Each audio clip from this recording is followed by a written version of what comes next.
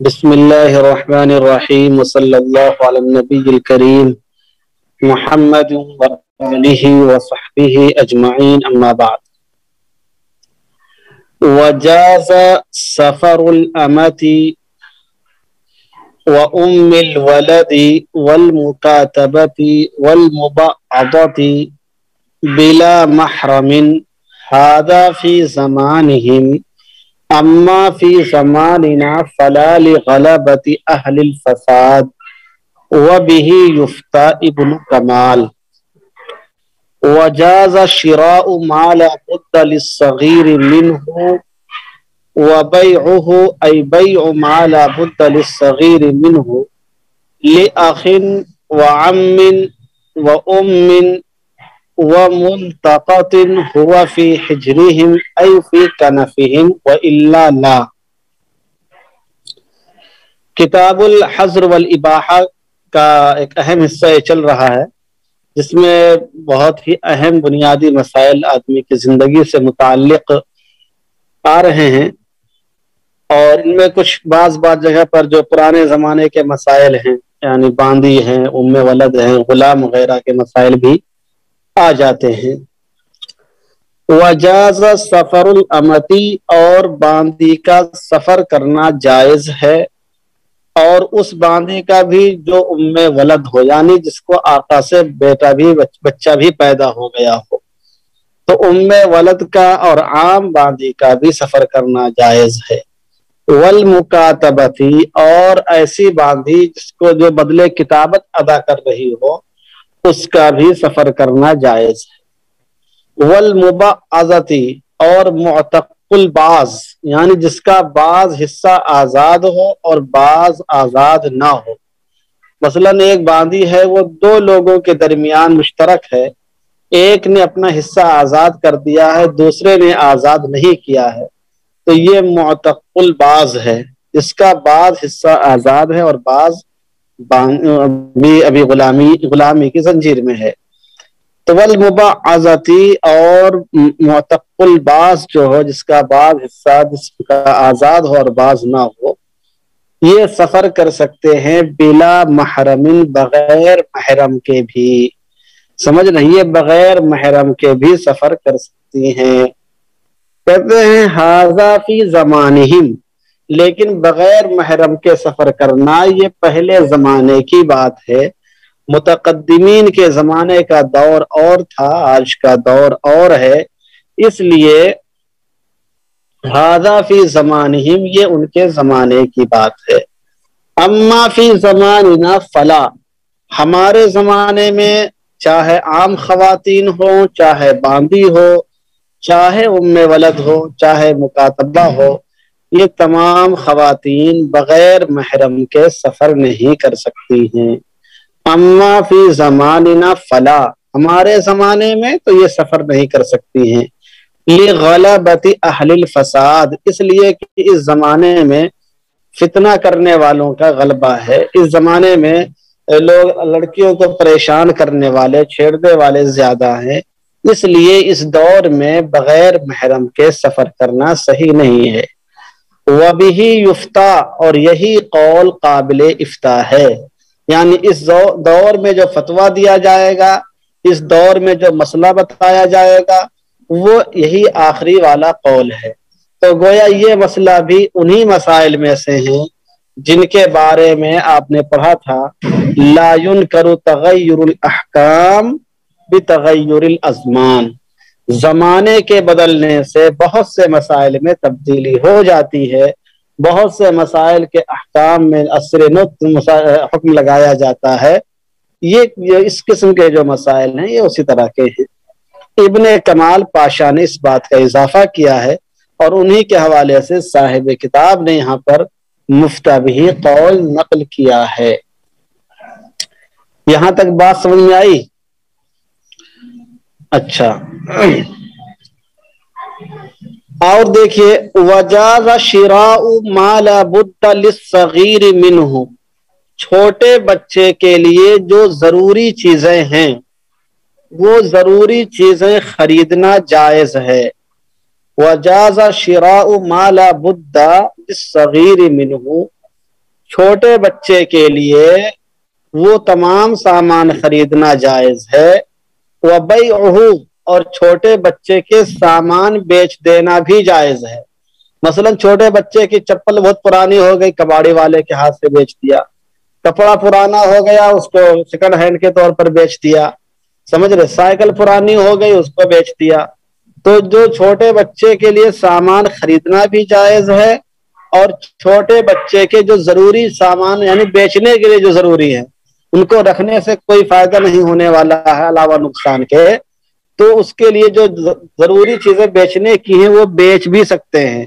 لیکن یہ سامان ہر کوئی نہیں بیچ سکتا ہے، نہ خرید سکتا ہے، بلکہ لی اخن، اس کا بھائی یہ کام کر سکتا ہے۔ بھائی اپنے بھائی کے لیے سامان خرید بھی سکتا ہے اور بیچ بھی سکتا ہے اس کے سامان کو، اگر بھائی چھوٹا ہے تو۔ وَعَمٍ اور اس کا چچا بھی یہ کام کر سکتا ہے، چچا بھی چھوٹے بچے کا سامان بیچ سکتا ہے اور خرید سکتا ہے۔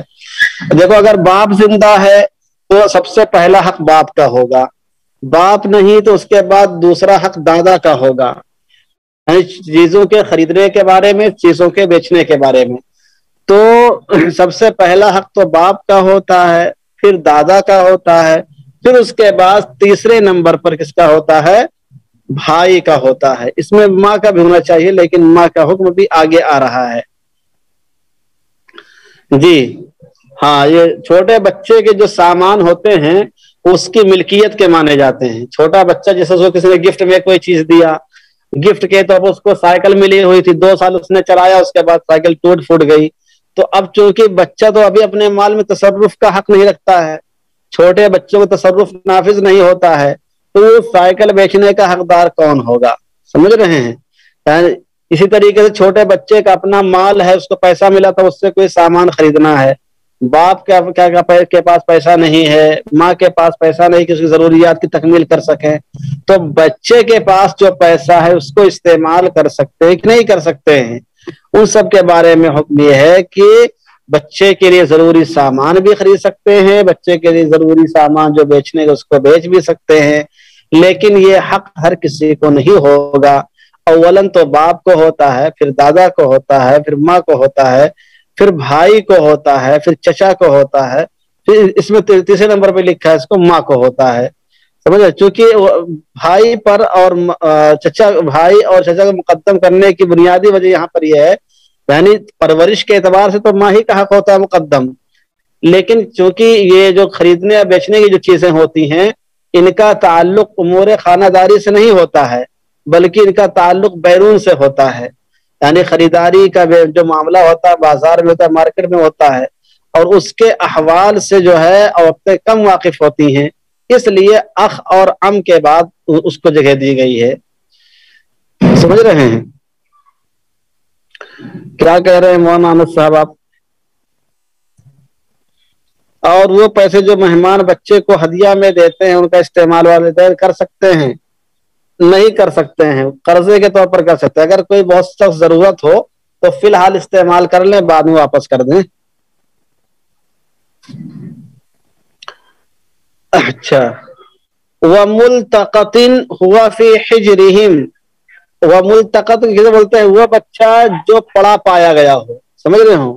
جو بچہ پڑا پایا گیا ہو، سامان اور پیسے میں فرق ہے، دیکھو سوال ہمیشہ پورا کیا کرو، آدھا نہیں۔ وَمُلْتَقَطٍ اور ملتقط کہتے ہیں ایسے بچے کو جو پڑا پایا گیا ہو، ایسا بچہ جو پڑا پایا گیا ہو اس کا بھی حکم ہے، یعنی اس کے پاس اگر کچھ پیسہ ہے، اس کے پاس کوئی سامان ہے، کسی نے ہدیے میں دیا ہے، تو اس کے لیے سامان خریدنے اور بیچنے کا بھی حکم یہی ہوگا کہ وَهُوَ فِي حِجْرِهِمْ، جبکہ وہ ان کی پرورش میں ہو، جن کی پرورش میں ہوگا اسی کو یہ حق حاصل ہوگا، باقی کو نہیں ہوگا۔ اے فی کنفہم، یعنی ان کی پرورش میں ہو، وَإِلَّا لَا، ورنہ یہ حق حاصل نہیں ہوگا، ورنہ یہ حق حاصل نہیں ہوگا۔ تو یہ جو بچہ ہے پڑا پایا گیا ہے، کہیں سے اٹھا کر لایا گیا ہے، اس کو اگر کہیں مال مل جاتا ہے صدقے میں، ہدیے میں یا کسی اور طور پر، تو پھر اس کے لیے ضروری ہے کہ اس کا جو پرورش کرنے والا ہے وہ اس کے ضروریات پر خرچ کرے۔ اب बोलिए इसमें क्या मसला, क्या समझ में नहीं आ रहा है जी। अच्छा, उर्फ का ये सामने पूछा था कि उर्फ का एतबार होगा कि नहीं। देखिए, उर्फ का बच्चों को जो सामान दिए जाते हैं उसकी दो सूरतें होती हैं। कुछ सामान तो वो होता है जो बच्चों के इस्तेमाल का होता है, और कुछ सामान वो होते हैं जो बच्चों के इस्तेमाल के नहीं होते, घर वालों के इस्तेमाल के होते हैं। तो अगरचे बच्चों के नाम पे वो दिया जाता है, लेकिन घर वालों के इस्तेमाल के हैं तो घर वाले उसको इस्तेमाल कर सकते हैं। मिसाल के तौर पर छोटा बच्चा है, 1 साल का, 1.5 साल का, 2 साल, उसके लिए कोई सेब लेकर आया है, तो अब एक 1.5 साल का बच्चा तो सेब खाएगा नहीं। अब आदमी कहता भाई आपके घर बच्चों के लिए लेकर आया हूँ, तो बच्चा तो सेब खा नहीं सकता है अलावा चच्चा के खाने के। तो अब नाम तो बच्चों का होता है, लेकिन वो अहले खाना के लिए हकीकतन होता है। तो इस तरह की जो चीजें होती है उसमें उर्फ का एतबार होगा। बच्चों के लिए जरूरी सामान बेचने का हर तसर्रुफ जिस तरह वालिदैन कर सकते, तो बच्चे को पैसे जो उनको मेहमान देते हैं उन पर वालिदैन का तसर्रुफ क्यों नहीं। दोनों का फर्क वाज़ेह है, इसलिए कि बच्चे के पास जो पैसे होते हैं, पैसा जाए जाने वाली चीज नहीं है, बेकार होने वाली चीज नहीं है, जबकि सामान पुराना हो गया हो। इसलिए माला बुद्धा दोनों में ये बात लिखी हुई कि जो जिसका खरीदना जरूरी हो या बेचना जरूरी हो, समझ रहे हैं। यही वजह कि अगर वालिदैन के पास खुद अपने जाती पैसे नहीं हैं तो बच्चे के पैसे से भी बच्चे के सामान खरीद सकते हैं। मान लिया जैसे ईद में कपड़ा सिलाना है, वालिद के पास इतने पैसे नहीं, बहुत गरीब है, लेकिन बच्चे को इसलिए कोई कहीं से हदिया मिल गया था, सदका के तौर पर पैसा मिल गया था, तो बच्चे के माल से भी बच्चे के लिए सामान खरीदा जा सकता है पैसे से, इसमें कोई फर्क नहीं है। लेकिन जहां तक बच्चे के पैसे को अपने इस्तेमाल में क्यों नहीं ला सकते हैं, उसकी वजह कि बच्चा फी नफ्सी उस पर मालिक है, और जो आप इस्तेमाल कर रहे हैं अपनी जरूरत के लिए इस्तेमाल कर रहे हैं तो इसकी इजाजत नहीं होगी। बच्चे का सामान बेचेंगे तो बच्चे की मिल्कियत होगी, उस पर बच्चे का सामान बेचेंगे तो बच्चे की मिल्कियत होगी। इदा बतल अल असलू युसारु इलल बदल का आपने पढ़ा है, नहीं पढ़ा है? इदा बतल अल असलू युसारु इलल बदल, जब असल बातिल होता है तो बदल का रुख इख्तियार किया जाता है। तो यहाँ पर जब बच्चे के लिए जो चीज बेची गई उसके इस्तेमाल से जायद हो गई थी, तो फिर अब जब उस पर असल को बाकी रखना असल को बाकी रखना सही नहीं हुआ, तो उसका जो बदल है उस पर उसका सहारा लिया जाएगा। चुनांचे जब असल पे उसकी मिल्कियत खत्म हो रही तो उसके बदल जो होगी उस पर मिल्कियत उसकी साबित हो जाएगी। बात समझ गई? ये सारी मिसालें सब आप जो कवायद फिक़हिया पढ़ चुके हैं उसके तहत में आ जाती हैं जी। वजाज़ इजारतुहु लिउम्मिही फ़क़त लौ फ़ी हिज्रिहा वकज़ा अल मुल्तक़त अलल असह, और बच्चे को मजदूरी के तौर पर सिर्फ और सिर्फ उसकी माँ लगा सकती है। मतलब ये कि बाप दादा ना हो तो, यानी भाई को और चचा को यह हक हासिल नहीं है कि बच्चे को मजदूरी के तौर पर लगाए। वजाज़ इजारतुहु फ़क़त लौ फ़ी हिज्रिहा, अगर औरत की परवरिश में उसका बच्चा है तो सिर्फ माँ उसको मजदूरी पर लगा सकती है, पैसा कमाने के लिए, ईटागारा करने के लिए या कोई और काम करने के लिए सिर्फ माँ उसको लगा सकती है अगर उसकी परवरिश में बच्चा है। वकज़ा अल मुल्तक़त अलल असह, और यही हुक्म गिरे पड़े बच्चे का भी है कि अगर किसी ने किसी बच्चे को उठा लिया है, गोद ले लिया है, किसी बच्चे कहीं बच्चा पड़ा हुआ पाया गया, उसको उठा के परवरिश करना शुरू कर दिया है, तो जो परवरिश करने वाला है वो भी उसको काम पर लगा सकता है।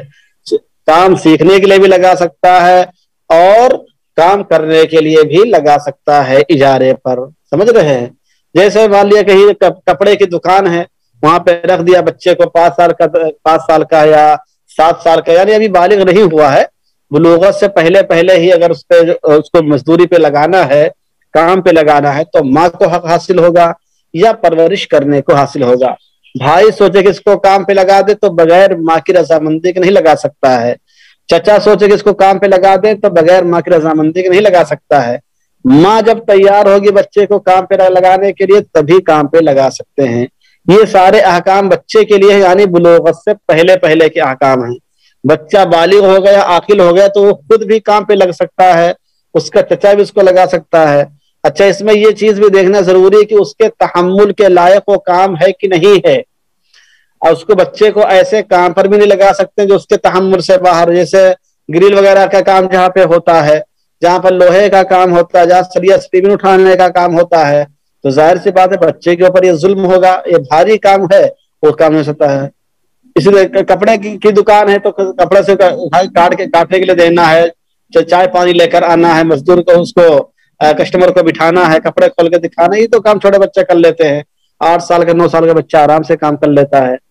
تو اس طرح کے جو کام ہوتے ہیں ہلکے پھلکے، جس میں بچے کی جسمانی نقصان نہ ہو، جسمانی صحت پر اثر نہ پڑے، وہ کام بچوں کو دلائیں گے، ٹھیک ہے؟ کسی کے ذہن میں اور کوئی بات؟ تو وجاز اجارتہ، اور بچے کو مزدوری پر رکھنا بھی جائز ہے ماں کے لیے، صرف اگر اس کی پرورش میں ہو۔ اسی طریقے سے پڑے ہوئے بچے کی اگر کوئی پرورش کر رہا ہے تو بھی اس کو مزدوری پر لگا سکتا ہے۔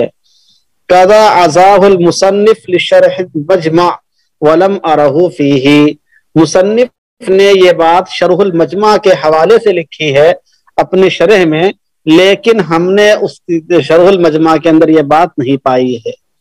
سمجھ رہے؟ علامہ حصفی کہتے ہیں کہ اس بات کو جو لکھا ہے کہ لو فی حجرہا وقضا الملتقط علی الاصح، تو ملتقط کا جو اضافہ کیا ہے یہ کیا ہے؟ ہاں، یہ شرح المجمع کے حوالے سے مصنف نے اپنی شرح میں لکھا ہے، اس کی شرح مصنف نے خود لکھی نا اپنی اس کتاب کی، یہ جو تنویر الابصار ہے، تنویر الابصار کی شرح مصنف نے خود لکھی ہے منح الغفار کے نام سے، تو اس میں انہوں نے شرح المجمع کے حوالے سے بات لکھی ہے، لیکن علامہ حصفی کہتے ہیں لم ارہ فیہ، یہ مسئلہ میں نے شرح المجمع میں نہیں دیکھا۔ وَيَأْتِي مَتْنًا مَا يُنَافِيهِ، اور اسی متن کے اندر ابھی ایک دوسرا مسئلہ آئے گا جو بالکل اس کے منافی ہے، فتنبہ، لہذا متنبہ رہیے۔ وَكَذَا لِعَمِّهِ عِنْدَ الثَّانِي خِلَافًا لِلثَّالِثِ، اسی طریقے سے چچا کے لیے بھی بچے کو مزدوری پر لگانا جائز ہے، عند الثانی، امام ابو یوسف کے نزدیک، عند الثانی، امام ابو یوسف کے نزدیک چچا کو بھی اس بات کا حق ہوگا کہ اگر باپ کا جو بچے کا باپ ہے وہ نہیں ہے تو ماں کی موجودگی میں وہ بھی اس کو لگا سکتا ہے، خلافاً للثالث، برخلاف امام محمد کے، امام محمد رحمۃ اللہ علیہ اس مسئلے میں امام ابو یوسف کے ساتھ نہیں ہے۔ وَلَوْ آجَرَ الصَّغِيرُ نَفْسَهُ لَمْ يَجُزْ، اگر بچہ خود اپنے کو مزدوری پر لگا دے تو یہ جائز نہیں ہے۔ یہ ساری بات بلوغت سے پہلے کی ہے۔ کوئی بچہ خود کہیں مزدوری کرنے لگے، کام کرنے لگے، گھر پہ بتائے ہوئے بغیر، ماں کو بتائے ہوئے بغیر، تو پھر اس کا مزدوری کرنا جائز نہیں ہے، اور آدمی کو مزدوری پر رکھنا بھی جائز نہیں ہے۔ سمجھ رہے ہیں؟ ما لا یحل فعلہ لا یحل طلبہ، جس کا کرنا جائز نہیں اس کا مطالبہ کرنا بھی جائز نہیں، یہ قاعدہ پڑھ چکے ہیں۔ تو اگر کوئی بچہ بذات خود مزدوری پر لگا دیتا ہے اپنے کو، لم یجوز، تو یہ جائز نہیں ہے، الا اذا فرغ العمل، الا یہ کہ وہ کام سے فارغ ہو جائے۔ جب کام سے فارغ ہو گیا تب گھر والوں کو پتہ چلا کہ تو پورا دن آج کام کیا اس نے فلاں کے یہاں، تو پھر اب یہ مزدوری اب یہ جائز ہو جائے گا، یعنی کام شروع کرنے سے پہلے تو جائز نہیں تھا، لیکن کام شروع کرنے کے بعد جائز ہو گیا۔ کیوں؟ لِتَمَحُّضِهِ نَفْعًا، اس لیے کہ اب محض نفع پایا جاتا ہے، اب محض نفع پایا جا رہا ہے۔ اب اس کی طرف بنیاد سمجھیے، بچہ بذات خود کیوں مزدوری پر نہیں لگا سکتا ہے؟ اس لیے کہ اس میں جہاں نفع کا احتمال ہے کہ بچہ پیسہ کمائے گا، وہیں پر اس کا بھی احتمال ہے کہ بچے کو ضرر ہوگا، ہے کہ نہیں ہے؟ بھائی اگر کوئی چھوٹا بچہ اپنے کو کہیں مزدوری پہ لگا دیتا ہے، اس کا ہاتھ بھی ٹوٹ سکتا ہے، پیر بھی ٹوٹ سکتا ہے، سر پہ کوئی چیز گر جائے تو سر بھی پھوٹ سکتا ہے، خود ہی کہتے ہیں گر جائے، کوئی بات پیش آ جائے، زیادہ لمبی دیر تک کام کرنے سے بے ہوش ہی ہو جائے، تو ضرر پایا جاتا کہ نہیں پایا جاتا ہے؟ ضرر کا احتمال ہے۔ تو معلوم یہ ہوا کہ بچہ جب کام پہ اپنے کو لگاتا ہے تو اس وقت نفع کا بھی احتمال ہوتا ہے اور ضرر کا بھی احتمال ہوتا ہے. تو جب دونوں کا احتمال ہوتا ہے تو جلب المصالح اولا من درء المفاسد اولا من جلب المصالح، مفاسد کو دور کرنا اولا ہوتا ہے مصالح کے حصول کے مقابلے میں. تو اس لیے بچے کو مزدوری پر خود لگنا جائز نہیں ہے. لیکن اگر کوئی بچہ کا پورے دن کام کر لیا، اب شام ہو گئی، گھر والوں کو تب پتہ چلا، تو اب مزدوری لے سکتا ہے نہیں لے سکتا ہے؟ کہتے ہیں اب یہ جائز ہو جائے گا، مزدوری لے سکتا ہے لِتَمَحُّصِهِ نَفْعًا، اس لیے کہ اب محض نفع ہی نفع باقی بچا ہے. جو احتمال تھا وہ تو کام کرنے سے ساقط ہی ہو گیا، احتمال ضرر پہنچنے کا تھا اور ضرر اس کو لاحق نہیں ہوا ہے، تو اب محض نفع ہی نفع پایا جا رہا ہے. اس لیے عمل سے فراغت کے بعد تو وہ نفع لے سکتا ہے، اجارہ مزدوری لے سکتا ہے. فَيَجِبُ الْمُسَمَّى، چنانچہ جتنا طے کیا ہوگا اتنا پیسہ دینا پڑے گا. سمجھ رہے ہیں؟ مزدوری پر رکھنے والے نے جتنا پیسہ طے کیا ہوگا کہ آپ کو 20 روپیہ دیں گے، 50 روپیہ دیں گے، 150 دیں گے، 200 دیں گے، 500 روپیہ دیں گے پورے دن کا، جتنا پیسہ طے کیا ہوگا اتنا دینا پڑے گا. فَيَجِبُ الْمُسَمَّى، اتنا پیسہ طے کیا ہے بچے کی مزدوری کے لیے اتنا دینا واجب ہوگا. ٹھیک ہے؟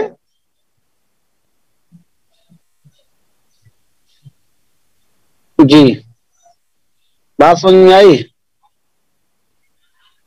وَصَحَّ إِجَارَةُ أَبٍ وَجَدٍ وَقَاضٍ وَلَوْ بِدُونِ أَجْرِ الْمِثْلِ فِي الصَّحِيحِ كَمَا يُعْلَمُ مِنَ الدُّرَرِ فَتَبَصَّرْ. اور بچے کو کام پر لگانا یا مزدوری پر لگانا جائز ہے باپ کے لیے، دادا کے لیے اور قاضی کے لیے. وَلَوْ بِدُونِ أَجْرِ الْمِثْلِ، اجر مثل سے کم، یعنی وہ کام کرنے کی مارکیٹ میں جو مزدوری ہے، جو اتنا پیسہ ایک آدمی کو ملتا ہے اس سے کم میں اگر لگا دیتا ہے تو بھی جائز ہے. باپ کے لیے، دادا کے لیے، قاضی کے لیے جائز ہے بچے کو مزدوری پر لگانا. وَلَوْ بِدُونِ أَجْرِ الْمِثْلِ، چاہے اجرت مثل سے کم ہی کیوں نہ ہو. فِي الصحیح، صحیح قول کے مطابق، یعنی اگر اجر مثل لگاتا ہے تو درست ہے، تو سب کے نزدیک درست ہے.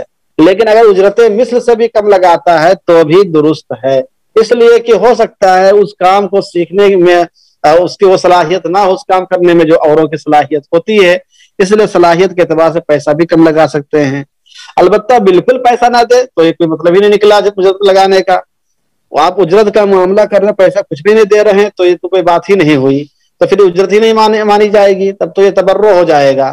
اجرت کے طور پر، اجارے کے طور پر کر رہے ہیں تو چاہے کم ہو چاہے زیادہ، چاہے اجرت مثل ہو وہ دینا پڑے گا. اگر زیادہ ہے تب تو ٹھیک ہے، اجرت مثل ہے تب تو ٹھیک ہے. اجرت مثل سے کم ہے تو پھر یہ اجازت صرف باپ اور دادا اور قاضی کو ہوتی ہے کہ وہ مصلحت کو دیکھتے ہوئے لگا سکتے ہیں، اور کسی کو یہ نہیں. کیونکہ والدہ جو گھر ہی کے اندر رہتی، باہر نکلتی نہیں ہے، اور ان کی موجودگی میں اور دیگر لوگوں کو اختیار بھی نہیں ہوتا ہے. جیسا کہ درر الحکام سے بات معلوم ہوتی ہے، جو کہ ملا خسرو کی کتاب ہے. درر الحکام، سمجھا؟ درر الحکام و غرر الاحکام یہ کتاب کا نام ہے. فتبصر، لہذا اس پر غور کریں. یہاں تک بات واضح ہوئی؟ تو بچے کو کون کون سے لوگ لگا سکتے ہیں مزدوری پر، کون سے لوگ نہیں لگا سکتے، اجرت مثل میں کون سے لوگ لگا سکتے ہیں. خود بچہ اگر اپنے آپ کو یہی مزدوری پر لگا دے تو اس کا حکم کیا ہوگا، یہ ساری تفصیلات آپ کے سامنے آ گئی ہیں. اب یہ دیکھیں بہت اہم مسئلہ ہے. وَجَازَ بَيْعُ عَصِيرِ عِنَبٍ مِمَّنْ يَعْلَمُ أَنَّهُ يَتَّخِذُهُ خَمْرًا لِأَنَّ الْمَعْصِيَةَ لَا تَقُومُ بِعَيْنِهِ بَلْ بَعْدَ تَغَيُّرِهِ. وَقِيلَ يُكْرَهُ لِإِعَانَتِهِ عَلَى الْمَعْصِيَةِ. وَنَقَلَ الْمُصَنِّفُ عَنِ السِّرَاجِ وَالْمُشْكِلَاتِ أَنَّ قَوْلَهُ مِمَّنْ أَيْ مِنْ كَافِرٍ اما بیعه من المسلم فیکرہ ومثله فی الجوہرہ والباقانی وغیرہما. زاد القہستانی معزیا للخانیہ انہ یکرہ بالاتفاق. یہ بہت اہم مسئلہ ہے اور آج کے زمانے میں پیش بھی آتا ہے، لوگ پوچھتے بھی رہتے ہیں۔ وجاز بیع عصیر عنب، انگور کا جوس بیچنا، انگور کا جوس بیچنا یا انگور کا شیرہ بیچنا جائز ہے، ممن ایسے شخص کے ہاتھوں یعلم انہ یتخذہ خمرا، جس کے بارے میں جانتا ہے کہ اس کو شراب بنائے گا، ایسا شخص جس کے بارے میں معلوم ہے کہ وہ شراب بنائے گا، ایسے شخص کے ہاتھوں انگور کا شیرہ بیچنا، انگور کا جوس بیچنا جائز ہے، لأن المعصیت لا تقوم بعینہ بل بعد تغیرہ، اس لیے کہ معصیت جو ہے اس عین شے سے، اس جوس سے اور اس شیرے سے کہتے ہیں قائم نہیں ہے، بل بعد تغیرہ، بلکہ اس کے تغیر کے بعد، اس کے بدلنے کے بعد معصیت ہوتی ہے۔ تو معلوم یہ ہوا کہ نفس جو جوس ہے، نفس جوس کے اندر کوئی معصیت نہیں پائی جاتی ہے، اس سے معصیت متعلق نہیں ہے، اس لیے اس کی بیع تو درست ہے ایسے شخص کے ہاتھوں جو اس کو شراب بناتا ہوں۔ وقیل یکرہ لإعانتہ علی المعصیہ، اور ایک قول یہ ہے کہ یہ جائز نہیں ہے، یہ مکروہ تحریمی ہے، اس لیے کہ اس میں معصیت پر تعاون پایا جاتا ہے، اس پہ معصیت سے پر تعاون پایا جاتا ہے۔ تو معلوم یہ ہوا کہ ایسے شخص کے ہاتھوں شیرہ بیچنا جس کے بارے میں یہ معلوم ہو کہ یہ آدمی شراب کا کاروبار کرتا ہے اور شراب ہی بناتا ہے، تو اس کے ہاتھوں جوس بیچنے کے بارے میں دو قول آئے، ایک قول آیا کہ جائز ہے اور دوسرا قول آیا کہ مکروہ تحریمی ہے، دوسرا قول کیا آیا؟ مکروہ تحریمی ہے۔ اب اس میں کس مسئلے پر فتویٰ دیا جائے؟ تو سد ذریعہ کے طور پر تو مکروہ والی جو بات لکھی ہے، مکروہ تحریمی والی بات، یہ زیادہ بہتر معلوم ہوتی ہے اور اسی پر فتویٰ ہونا چاہیے۔ البتہ اس میں یہ کہہ سکتے ہیں کہ کم سے کم مکروہ تحریمی ہے، کم سے کم مکروہ تنزیہی ہے اور زیادہ سے زیادہ مکروہ تحریمی ہے، سمجھ رہے ہیں؟ زیادہ سے زیادہ کیا ہے؟ مکروہ تحریمی ہے، تو کم سے کم مکروہ تنزیہی کا فتویٰ اس پہ دینا چاہیے، تاکہ اس طرح کی چیزوں پر جو آدمی کا تعاون ہے اور آدمی کو پہلے سے معلوم اس کا شراب بنے گا۔ جی جی ہاں، سبب جالب وغیرہ کی تو تفسیر میں نے لکھائی تھی آپ کو، اس میں پوری تفصیل لکھا دی تھی، وہاں پر یہ مسئلہ بھی ہم نے لکھایا تھا آپ کو شاید، کس میں کیا ہوگا۔ تو یہ تو سبب جالب ہی کے اندر آتا ہے، قریبی سبب ہو جاتا ہے ایک دم، تو اس لیے مکروہ تحریمی کی بات مفتی شفیع صاحب نے بھی لکھی ہے، مفتی شفیع صاحب نے بھی مکروہ تحریمی کی بات لکھی ہے۔ البتہ جن لوگوں نے اس کو جائز قرار دیا مطلقاً، ان کو مطلقاً جائز کہنے کے بجائے کم از کم کراہت کی بات ضرور کہنی چاہیے۔ کیا خیال؟ اور دیکھیے اب اس میں جو ممن کا جو لفظ لکھا ہے اس سے مراد کیا ہے؟ ہاں ہاں ہاں جی جی جی پریشان نہ ہو، بھی آئے گا۔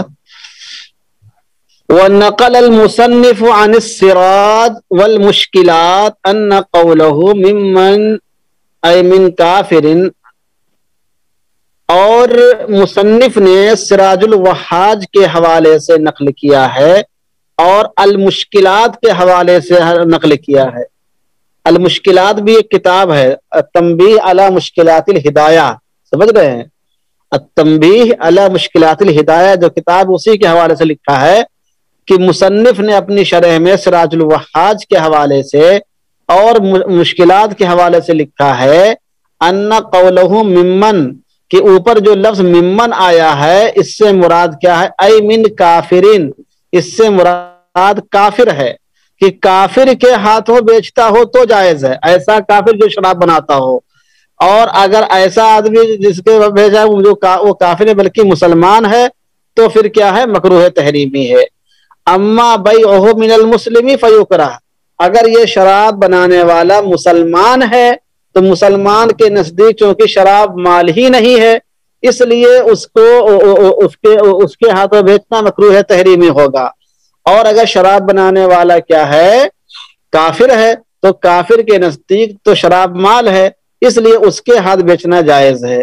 تو اگر یہ قول آپ اختیار کر لیں جو انہوں نے مشکلات و سراج کے حوالے سے لکھا ہے کہ ممبر کے اندر دونوں باتیں ہو سکتی ہیں، کہ جن لوگوں نے جائز قرار دیا ہے ان لوگوں سے مراد ان لوگوں نے من الکافر مراد لیا ہے کہ کافر کے ہاتھوں بیچنا جائز ہے، اور جن لوگوں نے مکروہ تحریمی مراد لیا ہے ان لوگوں نے من المسلم مراد لیا ہے کہ مسلمان کے ہاتھ بیچنا مکروہ تحریمی ہے۔ تو ایک تطبیق تو یہ بھی ہو سکتی ہے دونوں قول کی کہ اوپر جو مسئلہ بیان کیا گیا ہے اس سے مراد کیا ہے، کافر کے ہاتھوں بیچنا ہے، اور نیچے جو بتایا گیا مسئلہ اس سے مراد مسلمان کے ہاتھ بیچنا ہے۔ تو مسلمانوں کے ہاتھ چونکہ شراب کی زیادہ مذمت پائی جاتی ہے اس لیے مکروہ تحریمی ہوگا اس کے ہاتھ بیچنا، کافر کے ساتھ اجازت ہوگی۔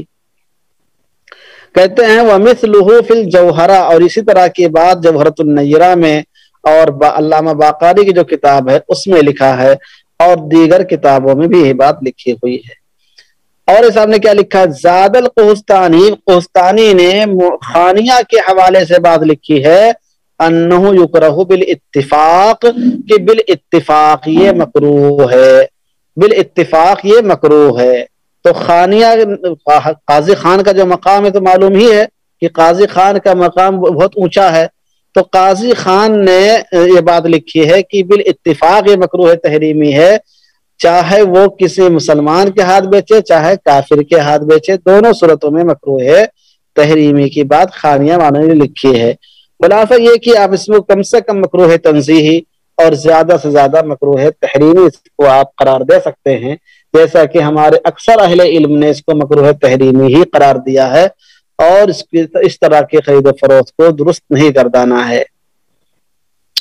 اب ایک بات پوچھ رہے ہیں کہ مزارات کے آس پاس میں جو چادر پھول مالا بیچتے ہیں اس کا کیا حکم ہوگا؟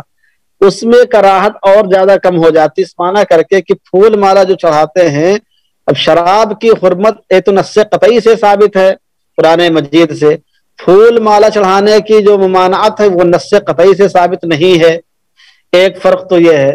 دوسرے یہ کہ شراب جو ہے یہ نجس العین ہے، پھول مالا جو ہے یہ فی نفسی نجس العین نہیں ہے، اس میں صرف مقصد کا فرق ہوتا ہے، مقصد کے بدلنے سے حکم کی تبدیلی کا معاملہ اس میں ہوتا ہے۔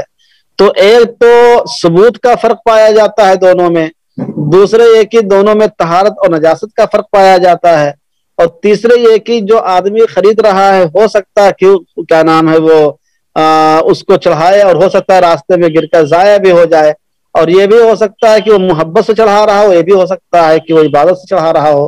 محبت کی نیت سے چڑھانے میں فقہا کے ہاں اس میں گنجائش ملتی ہے، علامہ شامی وغیرہ نے بھی لکھا ہے کہ محبت کی نیت سے پھول رکھ سکتے ہیں، یا اس لیے کہ جب تک پھول تر و تازہ رہے گا تسبیح پڑھتا رہے گا تو اس کو ثواب ملتا رہے گا، سمجھ رہے ہیں؟ اس کو مکمل شرکی عمل نہیں کہتے نا، اس کو مکمل شرکی عمل نہیں قرار دیا جاتا ہے۔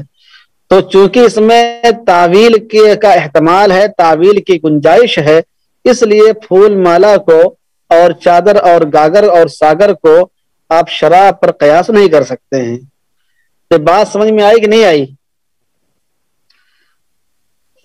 جی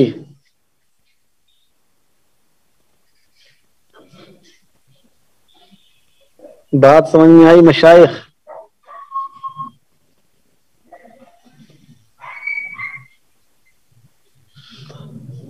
تو پھر کیا حکم ہوگا؟ کوئی حکم نہیں، بس زیادہ زیادہ مکروہ تنزیہی کہیں گے اس کو، باقی جواز کا فتویٰ دیتے ہیں ہمارے علماء۔ مزارات کے پاس بیچنا کیا ہے، جواز کا فتویٰ دیتے ہیں، یہی جب ناریل وغیرہ بیچنے کو جائز قرار دیا ہے تو کیا ہے؟ جی آگے دیکھیے کیا ہے، بخلاف بیع امرت ممن یلوط بہ، برخلاف امرد کو یعنی بیریش لڑکے کو بیچنے کے، بیریش غلام کو بیچنا، ممن یلوط بہ اس شخص کے ہاتھوں جو اس سے غلط کاری کرے، تو اس کا حکم کیا ہے؟ یہ بھی مکروہ تحریمی ہے، یہ جائز نہیں ہے۔ یہ جازہ بخلافی کا جو تعلق ہے وہ جازہ بیع اسیر سے ہے، وجاز بیع اسیر ممن یتخذہ خمرا بخلاف بیع امرد، تو امرد کو جو استثناء کیا ہے وہ جازہ بیع سے استثناء کیا ہے کہ جوس کا بیچنا تو جائز ہے، برخلاف ارے بھائی یاد ماسد نہیں ہوگا، کیوں پریشان ہے، اس میں بہت لمبا پروسیس ہے. بخلاف بیع امرد، برخلاف امرد کو بیچنے کے اس شخص کے ہاتھوں جو اس سے غلط کاری کرے. وبیع سلاء من اہل الفتنہ، اور اہل فتنہ کے ہاتھوں سلاح بیچنے میں، سمجھ رہے ہیں، ان کے ہاتھوں ہتھیار بیچنا بھی جائز نہیں ہے. لأن المعصیت تقوم بعینہ، اس لیے کہ یہاں جو معصیت ہے اس کے عین کے ساتھ قائم ہوتی ہے. یعنی جو عبادت کا عمل ہے وہ ڈائریکٹ لڑکے سے ہوتا ہے، اور جو کیا نام ہے فتنہ پر فساد کرنے والے، قتل و غارت کرنے والے تو اسلحہ کے ذریعے سے کرتے ہیں. اس لیے یہاں پر جو معصیت پائی جاتی ہے اس کے عین سے پائی جاتی ہے، اس لیے یہ مکروہ تحریمی ہے. ثم الکراہۃ فی مسئلۃ الامرۃ مصرح بها فی بیوع الخانیہ وغیرها. پھر یہ بھی معلوم ہونا چاہیے کہ امرد کے مسئلے میں جو کراہت کی بات ہے اس کی صراحت کئی کتابوں کے اندر ہے. مثلا فتاوی خانیہ کی کتاب البیوع میں اس کی صراحت کی گئی ہے، وغیرہ، اور اس کے علاوہ بھی دیگر کتاب فتاوی ہندیہ وغیرہ کے اندر بھی اس کی صراحت موجود ہے.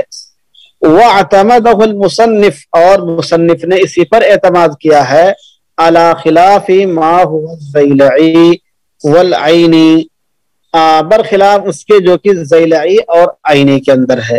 کہ زیلعی اور عینی وغیرہ نے لکھا ہے کہ کراہت کی بات نہیں کی ہے، جبکہ خانیہ والے نے اور دیگر کتابوں کے اندر کراہت کی بات لکھی گئی ہے، مکروہ تحریمی کی بات لکھی گئی ہے.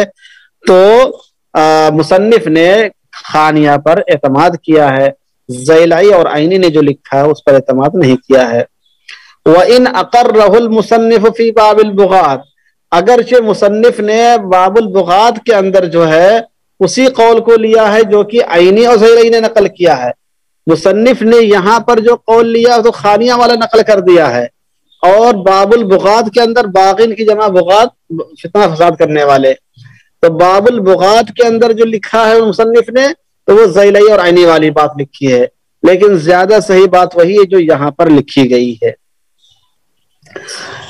قلت، میں کہتا ہوں، وقدمنا ثمۃ معصیا للنہر، کہ وہاں پر بھی ہم نے نہر الفائق کے حوالے سے یہ بات نقل کی تھی، انما قامت المعصیۃ بعینہ یکرہ بیعہ تحریما، کہ جس چیز کے عین سے معصیت پائی جاتی ہو، فی نفسی، اسی چیز سے معصیت پائی جاتی ہو تو پھر اس کا بیچنا مکروہ تحریمی ہے.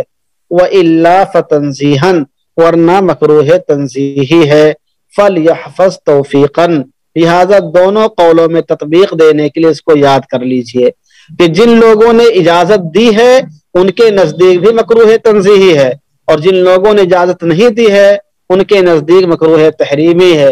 تو وہی بات ہوئی جو ہم نے شروع میں آپ کو بتائی تھی کہ زیادہ سے زیادہ مکروہ تحریمی ہے اور کم سے کم مکروہ تنزیہی ہے.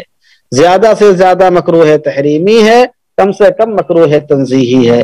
یا جس کے عین سے معصیت پائی جاتی ہو وہ مکروہ تحریمی ہے، اور جس کے عین سے معصیت نہ پائی جاتی ہو بلکہ اس کے درمیان میں کوئی اور پروسیس پایا جاتا ہو، جیسے کہ شراب بنائی جاتی ہے تو ڈائریکٹ شیر شراب نہیں بنتی، شیرے کو پہلے کچھ اس کو مختلف کیمیکل ملائے جاتے ہیں، مختلف اس سے گزارا جاتا ہے، پھر جا کے شراب بنتی ہے. وہ تو جس کے ڈائریکٹ نہیں پایا جاتا ہے، معصیت نہیں پائی جاتی ہے تو پھر وہ مکروہ تنزیہی ہے، اور جس میں ڈائریکٹ معصیت پائی جاتی ہے وہ مکروہ تحریمی ہے.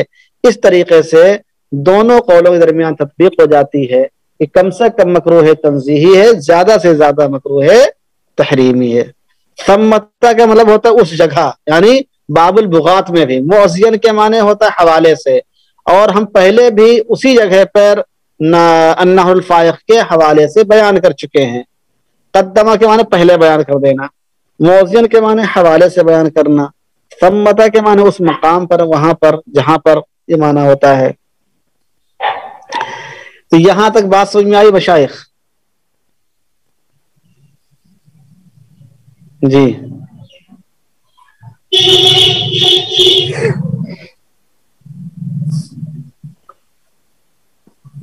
آواز نہیں آ رہی ہے؟ آواز تو آنی چاہیے. وجاز تعمیر کنیسۃ، وحمل خمر ذمی بنفسه او دابته بأجر لا عصرها لقیام المعصیت بعینہ، اور کنیسے کی تعمیر کرنا جائز ہے، گرجا گھر کی تعمیر کرنا جائز ہے، مندر کی تعمیر کرنا جائز ہے۔ وجاز تعمیر کنیست، کنیسہ کس کو بولتے ہیں؟ کنیسہ دونوں معنی میں استعمال ہوا ہے، بعض کتابوں میں لکھا کہ یہودیوں کے معبد کو کنیسہ کہتے ہیں، اور بعض لغت کی کتابوں میں لکھا ہے کہ عیسائیوں کے اس کو معبد کہتے ہیں، عیسائیوں کے معبد کو کنیسہ کہتے ہیں۔ تو بہرحال گرجا گھر، چرچ گھر یا کفار کے کہہ لیجئے کہ عبادت خانے، کافروں کے عبادت خانے کی تعمیر کرنا بھی ایک مسلمان کے لیے جائز ہے۔ وجاز تعمیر کنیست وحمل خمر ذمی، اور کسی ذمی کی شراب کو اٹھانا بھی جائز ہے، بنفسہ بذات خود، او دابتہ یا اپنے جانور کے ذریعے سے لے کر جانا، یعنی اپنی گاڑی پر شراب پہنچوانا یہ بھی جائز ہے، اور خود گانا اٹھا کر اس کی کمپنی تک پہنچانا یہ بھی جائز ہے، بِأَجْرٍ قیمت کے ساتھ، قیمت کے ساتھ۔ تو کفار کی عبادت گاہیں بنانا بھی جائز ہے، لیکن صرف عمارت کا ڈھانچہ، نفس بت کو کھڑا کرنا یا بت کو بنانا، پڑھا دلیں تو کیا بتا رہا تھا؟ ہاں کہ اسٹیچو کو کھڑا کرنا جائز نہیں، اسٹیچو کو کھڑا کرنا، اسٹیچو بنانا، سمجھ رہے ہیں، بتوں کی تعمیر، بتوں کو نصب کرنا یہ جائز نہیں ہے، صرف گھر کی شکل میں بنا دینا، تعمیری کام کر دینا یہ جائز ہے، درست ہے، سمجھ رہے ہیں۔ اور کیا کہتے ہیں اس میں جو بھی مٹیریل لگتا ہے اس پر وہ کام کر دینا، جہاں پر باضابطہ عبادت جس چیز کی ہوتی ہے اس کو بنانا یا اس کو کھڑا کرنا بنا ہوا اگر آیا ہے تو یہ مسلمان کے لیے جائز نہیں ہے، اس لیے کہ اس کے عین سے معصیت پائی جاتی ہے، جبکہ کنیسہ مستقل ایک گھر کے طریقے سے ہوتا ہے، جیسے عام عمارت ہوتی ویسے وہ بھی ہوتی ہے، اس کی تعمیر جائز ہے۔ وہ ہم اس کو یاد ذہن میں رکھیے، چونکہ بہت سے لوگ پوچھتے ہیں، بہت سے ہی مسلمان کاریگر ہوتے ہیں کہ ہم کو مندر بنانے کا ٹھیکہ مل رہا ہے، مندر بنانے کا کام مل رہا ہے، کر سکتے کہ نہیں کر سکتے ہیں، تو ان کو اس کی روشنی میں آپ مسئلہ بتا سکتے ہیں کہ آپ کس حد تک کام کر سکتے ہیں، کس حد تک نہیں کر سکتے ہیں۔ وَحَمْلُ خَمْرِ ذِمِّيٍّ، اور کسی ذمی کے شراب کو اٹھانا بھی جائز ہے، یعنی اس لے جا کے اس کی کمپنی تک پہنچانا۔ اب آپ کہیں گے کہ حدیث میں تو آیا کہ شراب اٹھانے والے پر بھی لعنت کی گئی ہے، تو امام ابو حنیفہ رحمۃ اللہ علیہ فرماتے ہیں کہ اس سے مراد اٹھا کر جب پینے کا جب مقصد ہو، جب آدمی پینا بالکل چاہ رہا ہے اس وقت پیش کرنا، سمجھ رہے ہیں، اس طریقے سے اگر کوئی اٹھا کے دیتا تب ناجائز ہے۔ بوتل کے اندر بھرا ہوا، پیٹی کے اندر پیک ہے، صرف لے جا کے وہاں پہ لگانا ہے، تو یہ آدمی خود بھی اس کی مزدوری کر سکتا ہے اور اپنے گاڑی گھوڑے کے ذریعے سے بھی اس کو پہنچوا سکتا ہے، اس لیے کہ اس میں فی نفسی پینے میں تعاون نہیں پایا جاتا ہے، بس یہ نفس سامان کو اٹھانا پایا جاتا ہے۔ تو اسی طریقے سے اگر کوئی آدمی مندر پہ کسی ٹور کو لے کر جانا ہے، یا کسی کیا نام ہے پہاڑی کے دامن میں لے کر جانا ہے سواریوں کو، اس پہ نوجوان بھی ہیں، لڑکیاں بھی ہیں، لڑکے بھی ہیں، آوارہ مزاج ہیں، مست لوگ ہیں، تو آپ اپنی گاڑی تو کرائے پر دے سکتے ہیں، اس میں حرج نہیں ہے، اس کو ہمارے فقہ نے جائز قرار دیا۔ اب وہاں پر وہ بھی جو غلط کاری کرے، جو بھی کام کرے، وہ ان کی ذمہ داری خود ہوگی، وہ اس کے ذمہ دار ہوں گے، اس میں آپ کا کوئی قصور نہیں ہے، آپ نے سواری کی حیثیت سے وہاں تک پہنچا دیا، بات ختم۔ البتہ لا عصرها، شراب کا نچوڑنا جائز نہیں ہوگا، لقیام المعصیت بعینہ، اس لیے کہ یہاں جو شراب آپ نچوڑ رہے ہیں اس کے عین سے معصیت پائی جا رہی ہے، شراب جو نچوڑ رہے ہیں تو شراب نچوڑنے میں عین سے معصیت ہوتی ہے، اس لیے وہ تو ناجائز ہے، لیکن صرف اٹھانے میں پہنچانے میں حرج نہیں ہے، اس کی مزدوری کرنا جائز ہے۔ اب یہ ساری باتیں جو بتائی جا رہی ہیں مسئلے کی نوعیت سے بتائی جا رہی ہیں، مسئلے کے حسن کے اعتبار سے بتائی جا رہی ہیں۔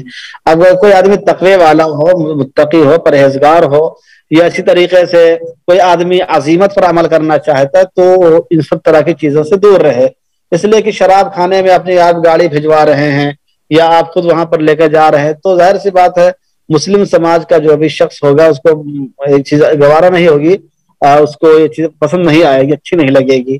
تو یہ تو ہے کہ آپ ایک ہی مسئلے کے حیثیت سے جان لیجئے، دوسرے ہے کہ اگر کوئی آدمی اس سے بچنے والا اس کو ممکن ہو تو اس کو بچنا چاہیے سب چیزوں سے، سمجھ رہے ہیں؟ یہاں تک بات سمجھ میں آئی؟ جی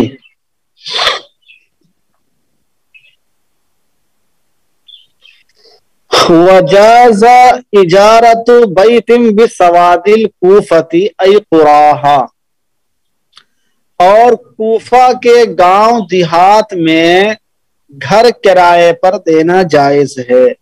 وجاز اجارت بیت، اور گھر کرائے پر دینا جائز ہے، بسواد الکوفۃ، کوفہ کے دیہات میں، ای قراہا یعنی گاؤں دیہات میں، کوفہ کے گاؤں دیہات میں کے علاقے میں گھر کرائے پر دینا جائز ہے۔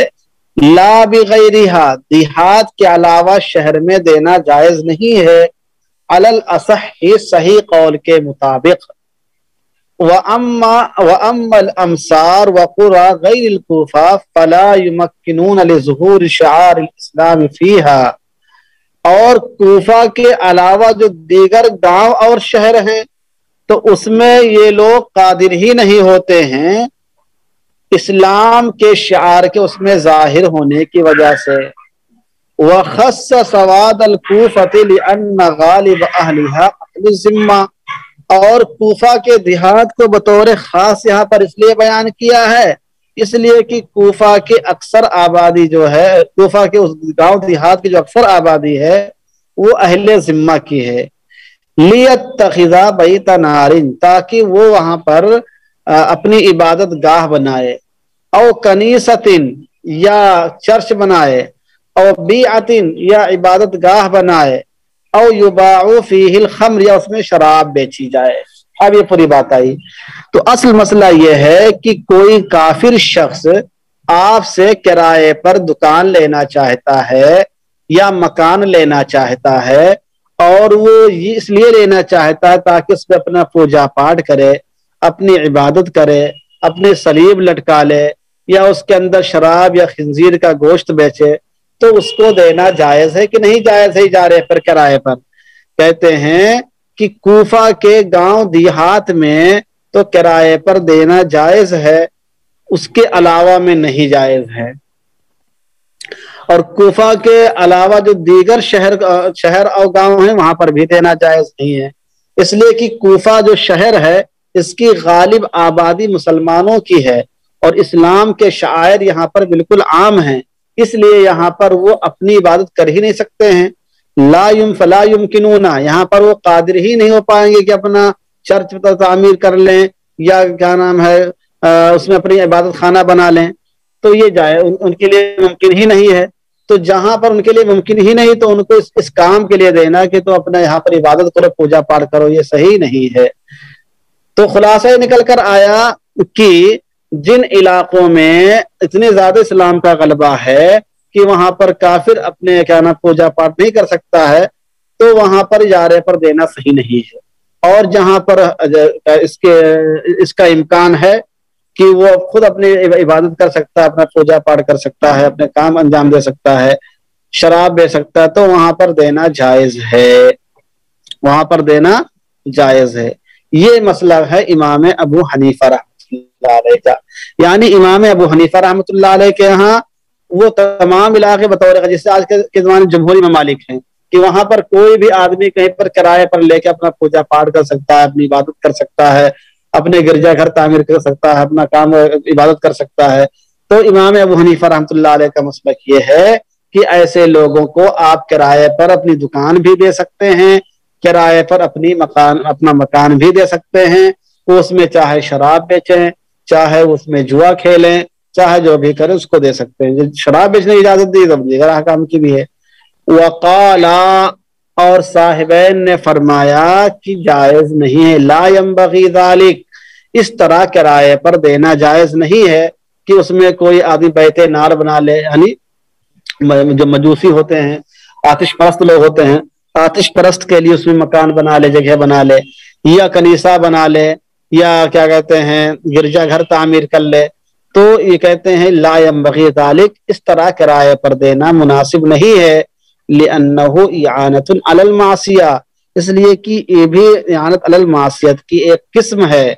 वबिही क़ालतिस सलासा, और अइम्मा सलासा ने यही बात फरमाई है, ज़ैलई ने ये बात लिखी है।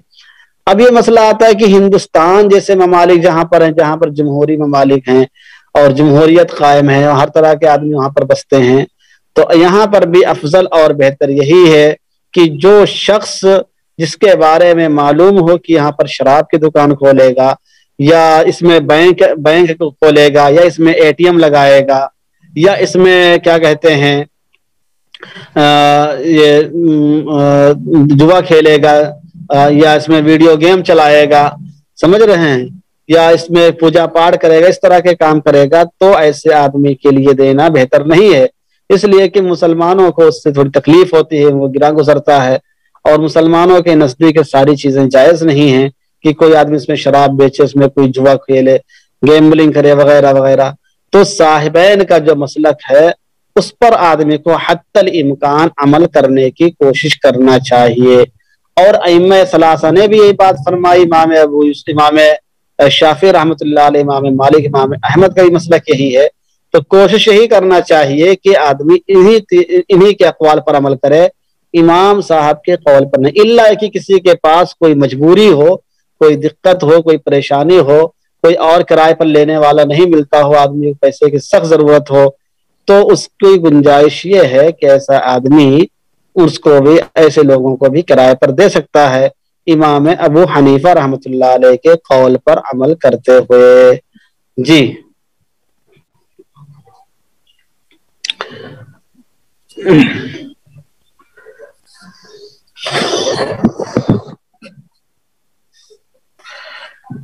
जी मशाइख, बात समझ आई? यहाँ पे इतनी बात समझ में आई कि नहीं आई?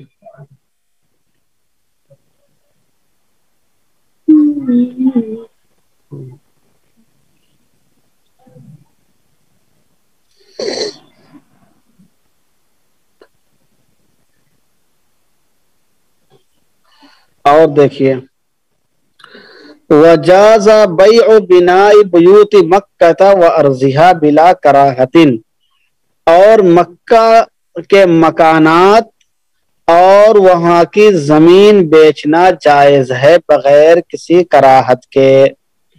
वजाज़ा बैउ बिनाई मक्का, बिनाई बुयूति मक्का व अर्ज़िहा, मक्का के मकानात की तामीर बेचना, नहीं मकानात बेचना, घर बेचना, होटल बेचना, फ्लैट बेचना जायज है।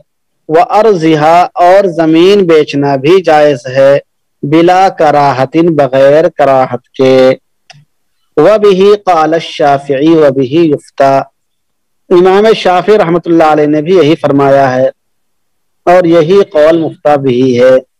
आइनी ने बात लिखी है।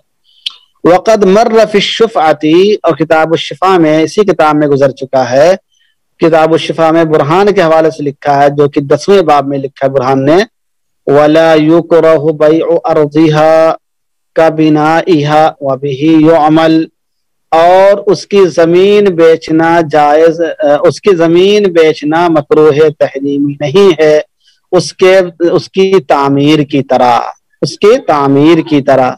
तो इससे मालूम यह हुआ कि जिस तरह तामीर बेचना मकरूह तहरीमी नहीं है, उसी तरह उसके जमीन बेचना भी मकरूह तहरीमी नहीं है। वह बिही युअमल, और इसी पर अमल किया जाता है, यही काबिल अमल कौल है।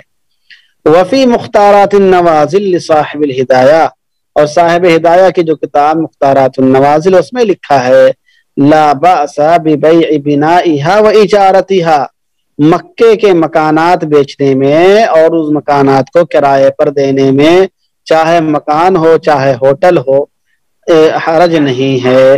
लाकिन फिर ज़ैलई वगैरही, लेकिन ज़ैलई ने तबीनुल हक़ाइक़ में और दीगर लोगों ने लिखा है युकरहु इजारतुहा, किराए पर देना मकरूह तहरीमी है।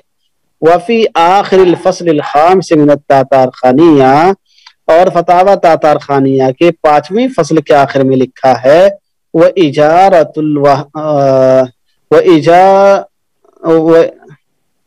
کیا لکھا ہے کہاں گیا؟ ہاں وفی آخر الفصل الخامس من التاتار خانیہ و اجارت الزیلعی، اچھا و اجارت الزیلعی، تو فتاوی تاتار خانیہ کی 5ویں فصل کے آخر میں اور وہبانیہ کی کتاب الاجارہ میں لکھا ہے قال صاحبین نے فرمایا ہے قال ابو حنیفہ کہ امام ابو حنیفہ رحمۃ اللہ علیہ فرمایا کرتے تھے اکرہ اجارت بیوت مکہ فی ایام الموسم، کہ حج کے ایام میں مکے کے مکانات کو کرائے پر دینا میرے نزدیک مکروہ تحریمی ہے۔ امام ابو حنیفہ کیا فرمایا کرتے تھے کہ اکرہ اجارت بیوت مکہ فی ایام الموسم، حج کے ایام میں مکے کے مکانات کو کرائے پر دینا میرے نزدیک مکروہ تحریمی ہے۔ وَكَانَ يُفْتِي لَهُمْ أَن يُنزِلُوا عَلَيْهِمْ فِي دُوَرِهِمْ، اور امام ابو حنیفہ فتویٰ دیا کرتے تھے لوگوں کو کہ وہ لوگوں کو اپنے گھروں میں اپنے پاس ٹھہرائیں، لِقَوْلِهِ تَعَالَى، اس لیے کہ اللہ تعالیٰ نے فرمایا ہے سَوَاءً الْعَاكِفُ فِيهِ وَالْبَادِ، مکے میں آنے کے بعد یہاں کے جو مقامی لوگ ہیں اور باہر سے آنے لوگ دونوں برابر ہیں۔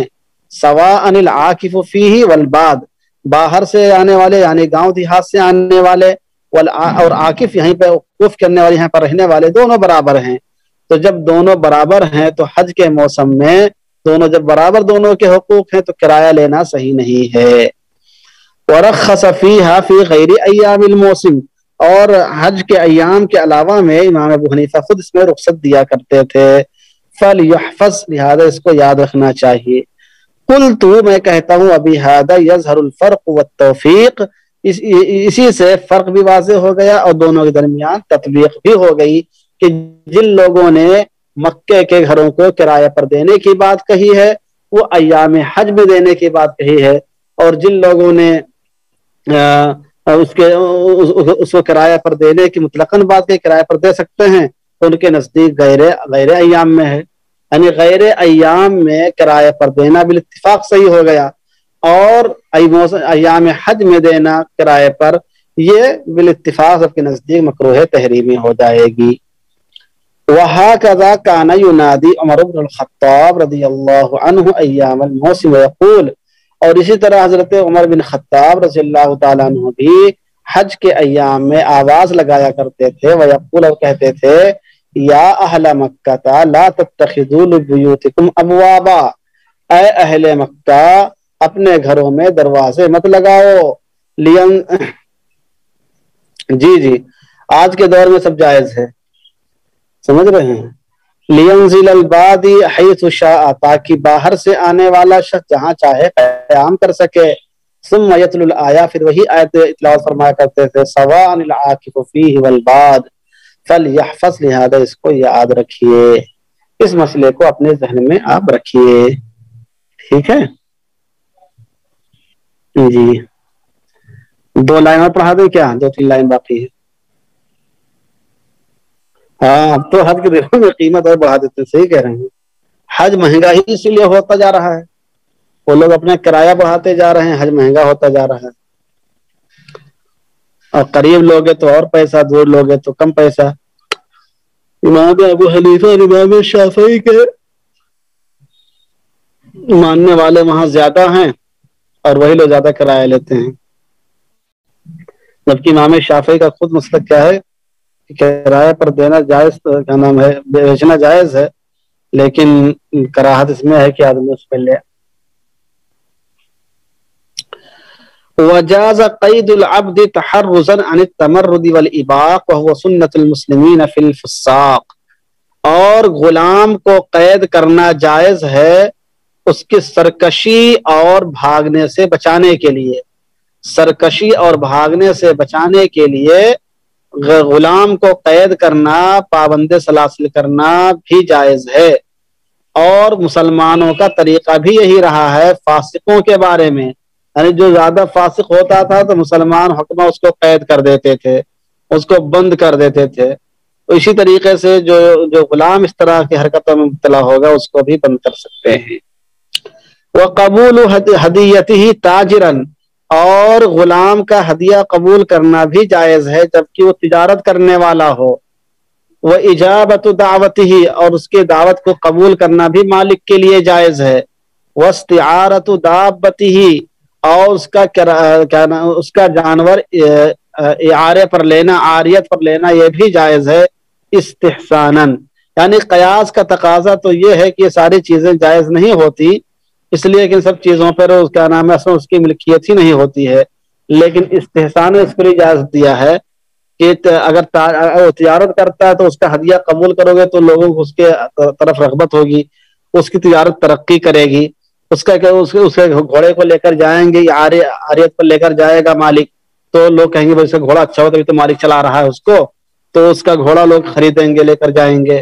تو چونکہ اس میں غلام کا فائدہ ہے، اس کی تجارت بڑھے گی، اس کی دعوت قبول کرنے سے اس کی امیج بڑھے گی، اور اس کے جانور کو لے کر جانے سے جانور کی قیمت، اس کی اچھائی سامنے آئے گی، اس لیے استحساناً اس کو جائز قرار دیا گیا ہے۔ وَكُرِهَ قِسْوَتُهُ أَيْ قَبُولُ هَدِيَّةِ الْعَبْدِ ثَوْبًا، البتہ غلام کا کپڑا ہدیے کے طور پر قبول کرنا یہ مکروہ تحریمی ہے۔ سمجھ رہے، غلام کا کپڑا ہدیے کے طور پر قبول کرنا یہ مکروہ تحریمی ہے۔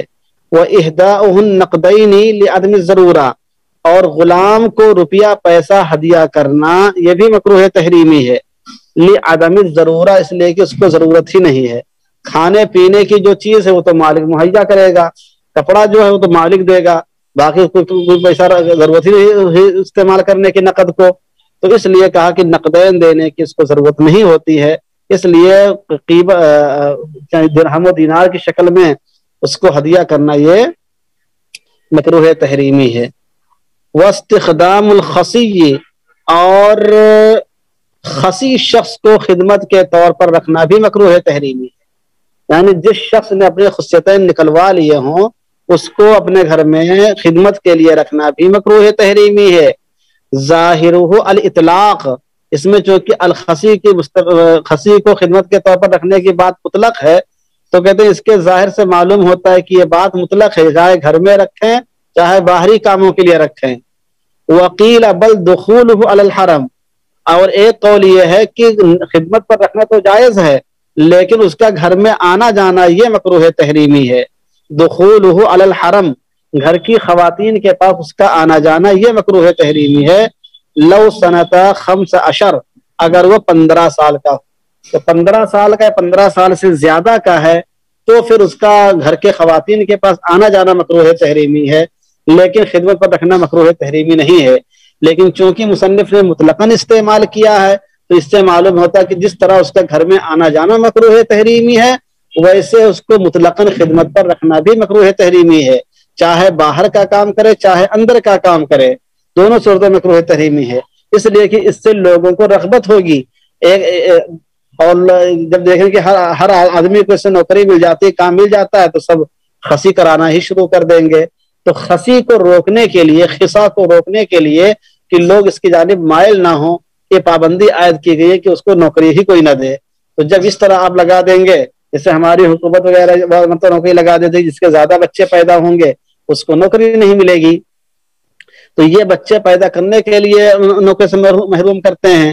اور یہاں یہ بات کہی جا رہی ہے کہ جو لوگ خصی کرا لیتے ہیں تاکہ اہلیت ہی ختم ہو جائے، ان کو نوکری نہ دی جائے، سمجھ رہے ہیں، چونکہ فطرت سے بغاوت پائی جاتی ہے، فطرت کی خلاف ورزی پائی جاتی ہے، اور خصی کرانا خود گناہ کبیرہ ہے۔ بات سمجھ میں آئے کہ نہیں آئی؟